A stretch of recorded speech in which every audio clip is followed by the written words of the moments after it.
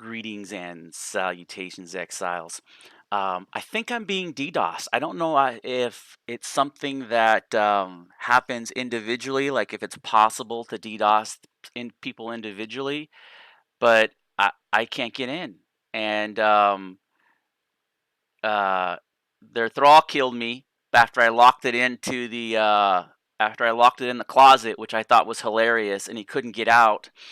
Um, so their thrall is trapped in there. I think they're trying to get their thrall out, but the thrall killed all my thralls in there except for the ones that I have up on the pedestals. Um, but yeah, I'm definitely like I can't get in, and that's inherently the problem with this game. Is if a couple of people decide they want to wreak havoc, there like my base gets raided every day, and I build it up, and I built those walls 9 thick. So the amount of hit points that they had to have gone through to get inside there is pretty monumental.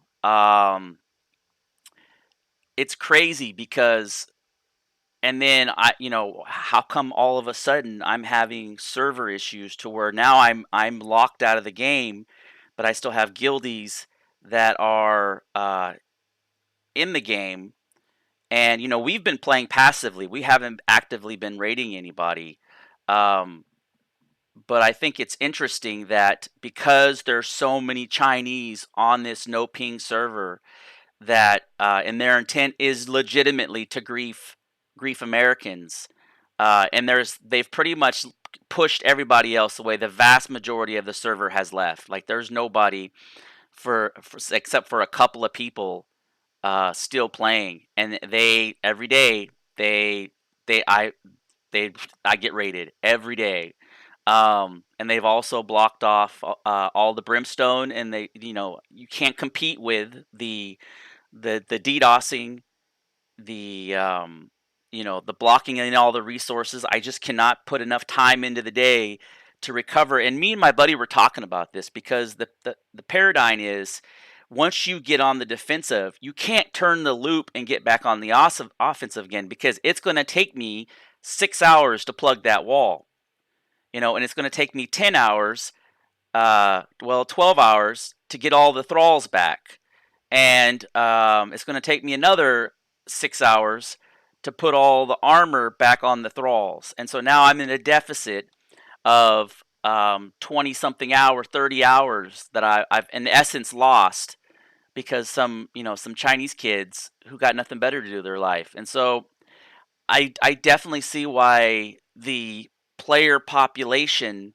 has dwindled down to the number. They really need to balance this griefing player system out to where it's like player versus player is good, but they need to fragment it up because basically they've have they had 6 hours to just go through and wreck the entire server, and they really need to go to a 10 and 2 schedule.